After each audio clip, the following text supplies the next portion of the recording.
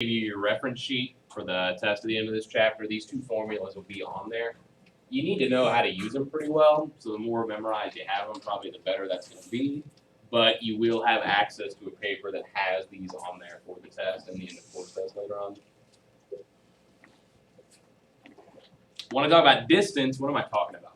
How might you describe that in your own words? What? Length is one way to think about it. What else?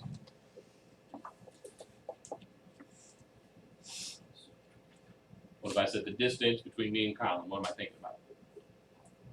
How far it is. And that's one really good way to look at it. It's how far from something you are, or in other words, length. What kind of sign does distance always have to have? You got algebraic signs like positive or negative. Distance is always positive. Because can I have a negative distance? Doesn't really make a whole lot of sense for something to be negative feet away from me. That doesn't make a lot of sense. So we're always going to have positive numbers there. And that'll be the first part that we talk about. We're going to look at this in two forms. One-dimensional on the number line is first. And in that case, distance between 2 points is the absolute value of the difference between the points.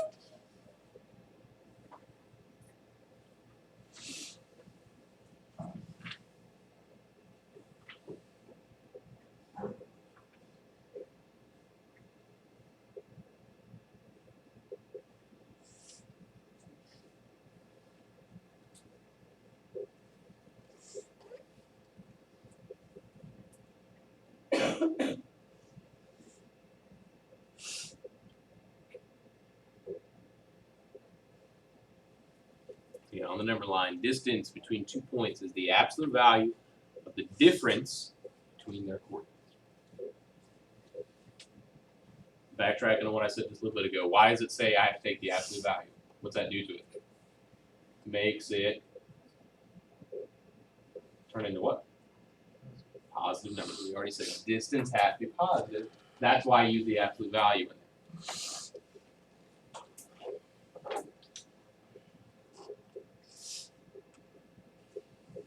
Go ahead and sketch a number line. A 0 there, -1, -2, 1, 2.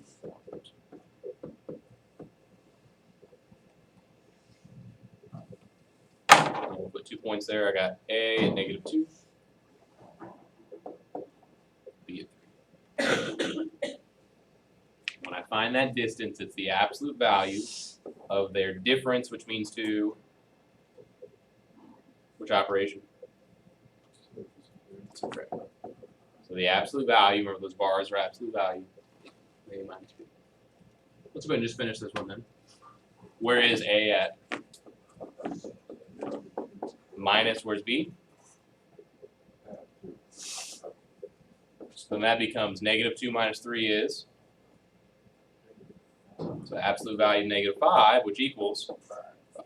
So there's my distance. Would it work if I did B minus A? Would I get the same number? Let's try it and see. If I do it that way, B's at 3. A is at -2, but it's minus -2, right? What happens when I subtract a negative? 3 plus 2? Absolute value 5. So does it matter?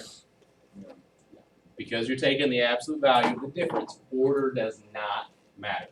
So don't worry about which one has to go first. Subtract them, then take the absolute value.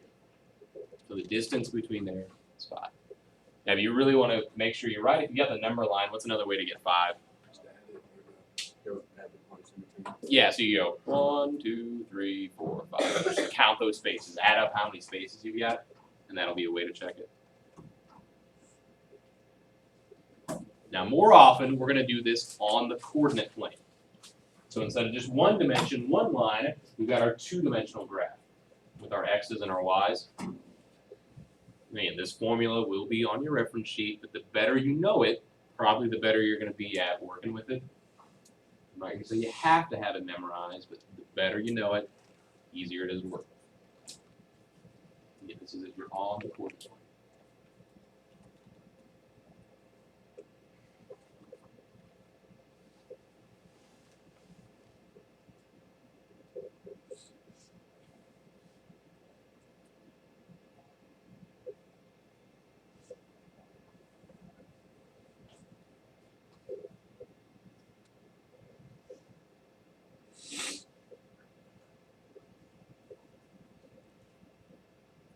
Write that down. Make sure you do write it carefully. Don't forget about the square roots, the squares, and get all the signs right.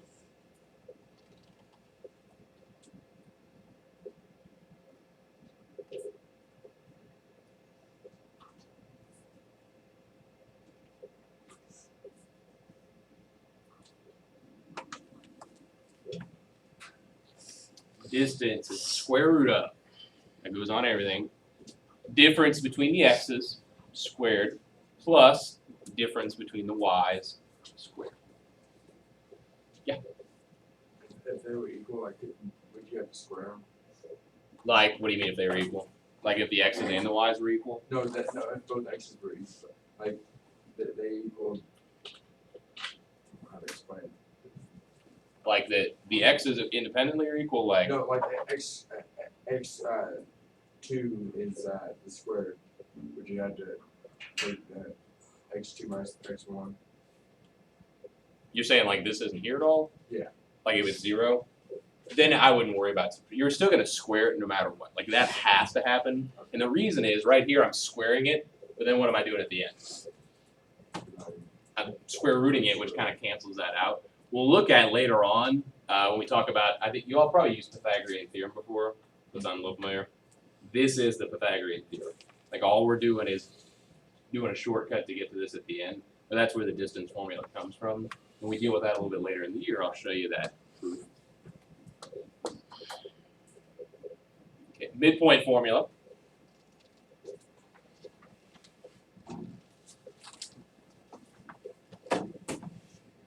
Another one, it's on your reference sheet, but it's so easy to remember. And the way I think about it is just comparing it to something that you already know how to do pretty well. Basically, this is the average between 2 points. The average between 2 points. You all know how to take averages. You're only dealing with 2 numbers.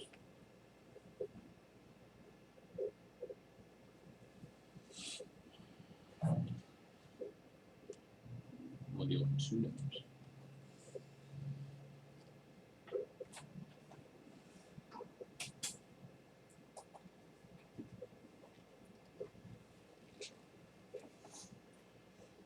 If I wanted to find the average between any 2 test scores in this class, what would I do with those 2 numbers? Add them and divide by 2. So if I want to find the average of 2 points, what do I do? And divide by? Same idea. And I just do that with the x's. So x1 plus x2 divided by 2. I get my new x coordinate. Yeah. Just like you all just told me, to average something, you add it, divide by how many you have. In this case, just 2. So then for my y's, it's going to be the y1 plus the y2. Pretty easy stuff. You're averaging it, getting an answer.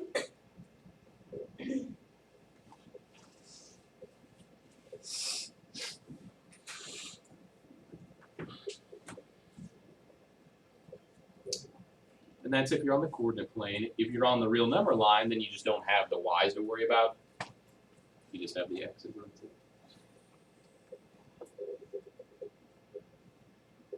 Then last definition for today.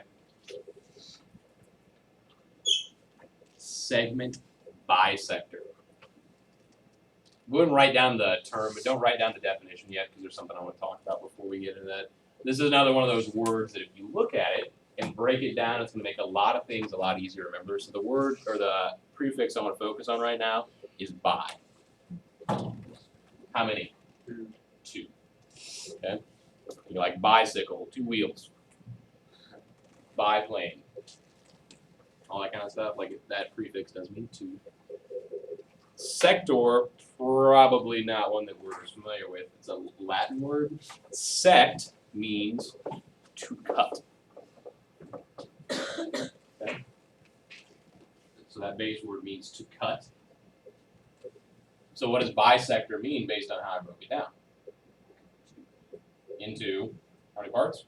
2. Cut into 2 parts. So now you can go ahead and write down that definition.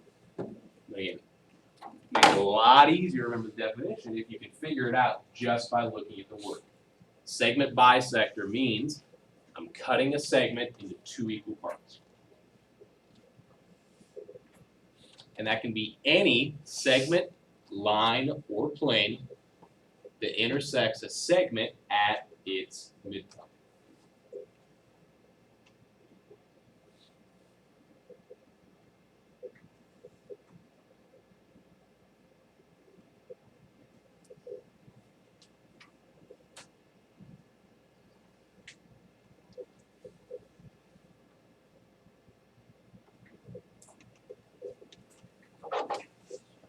Sketch a segment.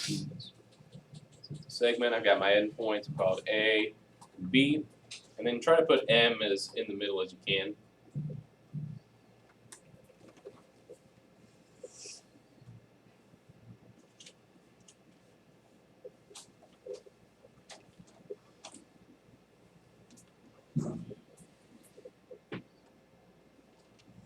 I'll just draw that.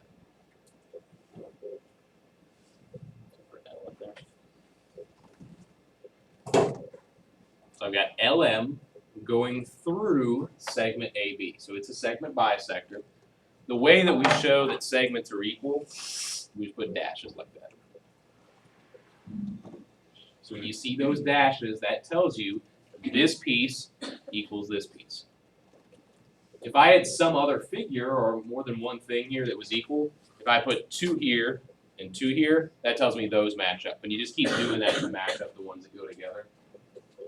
The ones match up with the ones, the twos with the twos. So I can write, using our symbols from earlier, AM, that's not an M, take 2, AM, remember what the symbol for congruent was?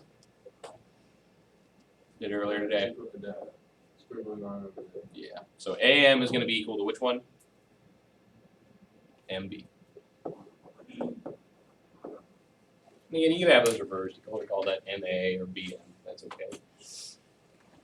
So that's what the segment bisector does. LM went through there. It cut that into 2 equal parts, and those parts are then congruent. And there's your second part done.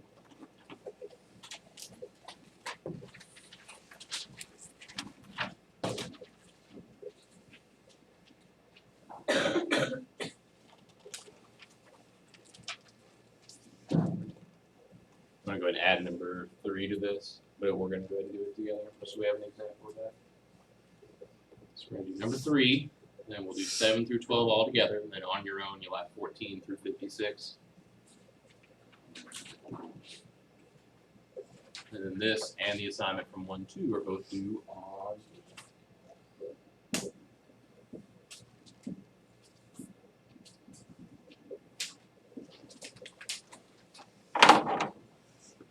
So book's on page 30.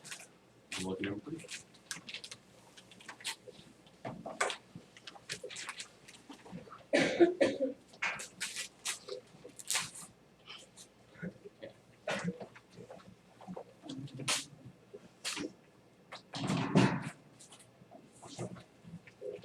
Alexis, what are we finding on number 3?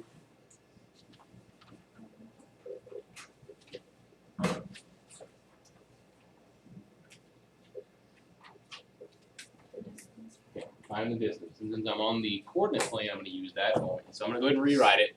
Might be a good idea to go ahead and write this at the top of your paper so that way you have it to look at. Square root of x sub 2 minus x sub 1 squared plus y sub 2 minus y sub 1 squared. So I would say write that at the top of your paper because you're going to use it on a lot of these problems. That way you don't have to kind of flip them back to the notes. And those reference sheets, I'll probably get you for next time. Now what I do next is write down our points. I've got 4, 9, and then what's the other one?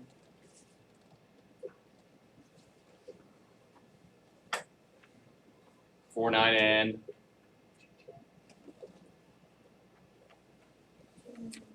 -3. What I would say with these distance or midpoint ones, first step, to make it easier, write down the points and then assign which was which. So usually what I would just do is x1, y1, x2, y2. Then you don't have to think about which one goes where, you just look at what you've already written. Now we take those and we plug them into the formula. So the distance is going to equal the square root of, what did I say that x sub 2 was? 2, so that goes there. Minus, what's x sub 1? X sub 1, 4 squared. Plus, y sub 2 is negative 3 minus y sub 1, which is, and then we're going to square. Order of operations would say that I do what first? What's inside the parentheses? So I've got 2 minus 4, which is what? So negative 2 squared plus negative 3 minus 9 gives me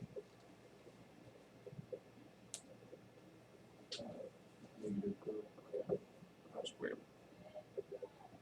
Then keep going. Order of operations next says, before I add, I need to take care of those exponents. What's negative 2 squared? What's negative 2 times negative 2? So 4 plus negative 12 squared?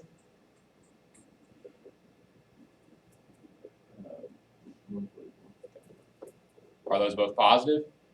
Yeah, because squaring always makes it positive because it's a negative times a negative.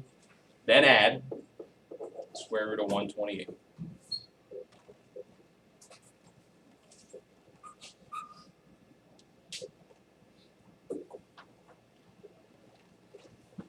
For now, since we're dealing with distance, I am okay with you getting that as a decimal. So somebody's got a calculator, real quick, type in square root of 128.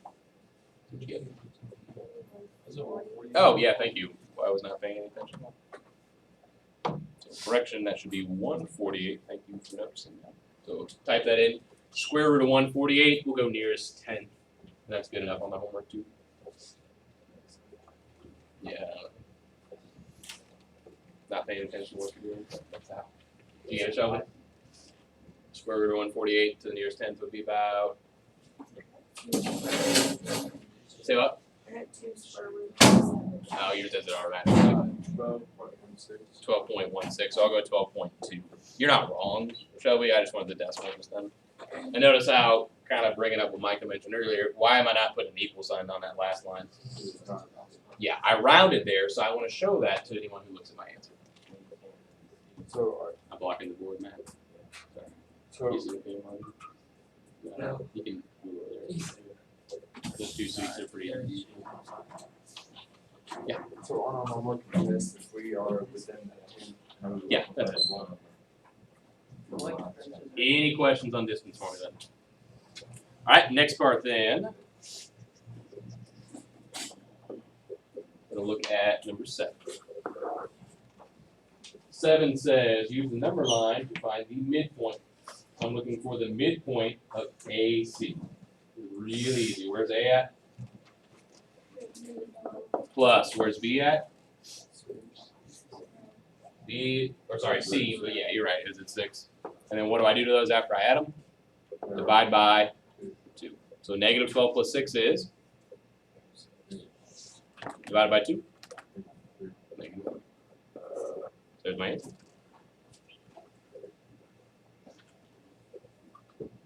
Number 8, same idea. Where's B at? B is at? So 0 plus 18 divided by 2 would just be 9. Where's that answer? Number 9, still finding midpoint. This time I've got x's and y's. Add the x's together. So 5 plus 3 would give me, divided by 2, 4. Then add the y's together. Negative 3 plus negative 8 would be negative. Can I divide that by 2? Yeah. So you can either leave it as negative 11 seconds, or if you want to write it as a fraction or a decimal, like a mixed number or a decimal, it's fine. But see, I didn't show any work there. I'm kind of okay with that on those problems where you're just doing some arithmetic on the calculator. That's fine. 10, go ahead and do it on your own. See what you get.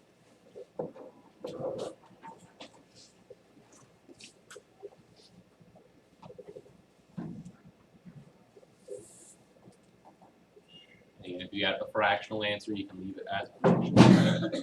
I'm always okay with that.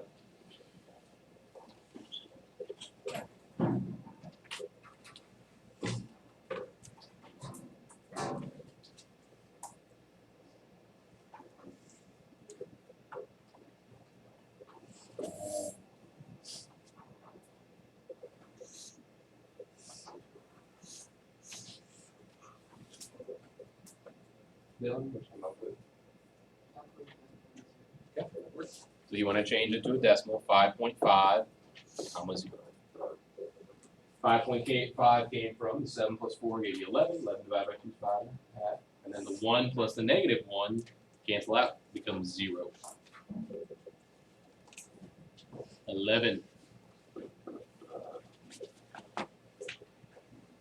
Find the coordinates of G if F is the midpoint. Guess what they're saying there? Are we finding the midpoint this time? They're giving us the midpoint. We're finding one of the original points.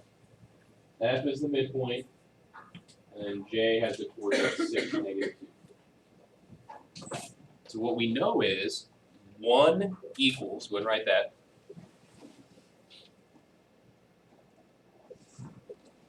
I'm just going to write like x plus 6 divided by 2. And then we'll talk about where I'm getting that from.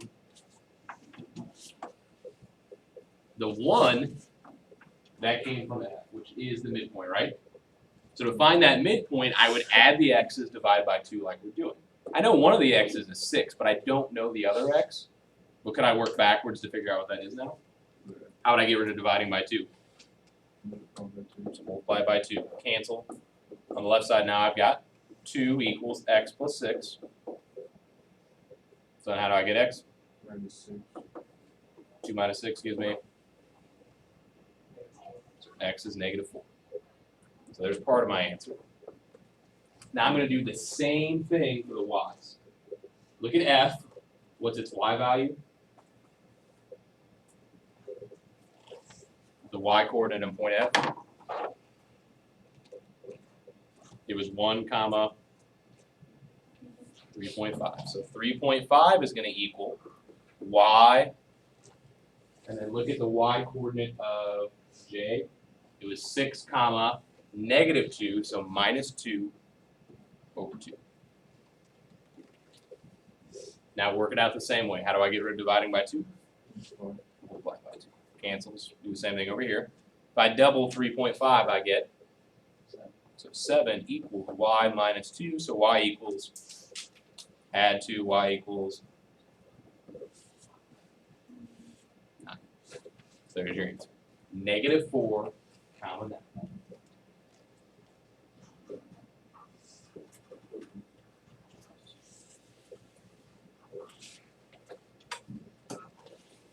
What I was asking earlier, like if the x's are the same, you have to subtract them. When you're doing midpoint formula, if you see that they're the same, you can just leave them alone. And with distance formula, if you see that the x's are the same, if you take a number minus itself, you're going to get 0. And 0 squared is 0. So you can kind of ignore it at that point and then just take care of the y's or whichever one you got left. Yeah, that'll happen sometimes. Okay, last one, number 12. Kind of similar. They've given us that, and we want to find the value of A. So I know midpoint is which point? In an order pair, the midpoint is what? And what's the order pair? So I'm going to work with the 6 to begin with. 6 is going to equal, what are the x coordinates of the other two? So 3a plus 3 divided by, what do I do when I find midpoint? 2. Solve for a. And notice how once we get these set up, the work's not going to change ever. The setting up's probably the harder part. How do I get rid of dividing by 2? Good. Now what do I have? Subtract 3.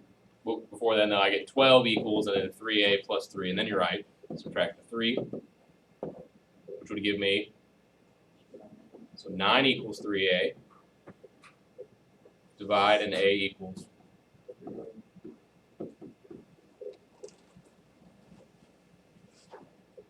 Am I done?